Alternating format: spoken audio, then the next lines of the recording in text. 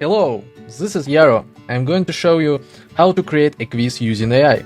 For example, let's say we want to create a quiz for history of the USA. Open a Google form, click on extension button, click on GPT Quiz Maker for forms, launch. Alright, now we have opened GPT Quiz Generator. It helps to turn a piece of text or topic into a quiz with help of GPT Quiz Maker for Google Forms. Let's find the relevant text.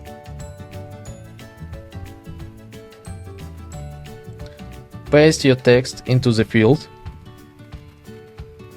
Now you can adjust settings such as the number of questions, number of the answers, correct answers,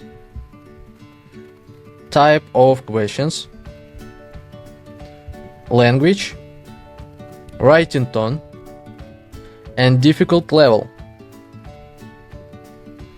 After the settings, let's click on Generate button. Alright, your quiz is ready. You can review the quiz and make any necessary changes. Now creating a quiz is easy. You no longer need to start from scratch. Simply paste your text or topic and let GPT Quiz Generator to create a quiz. Thank you for watching.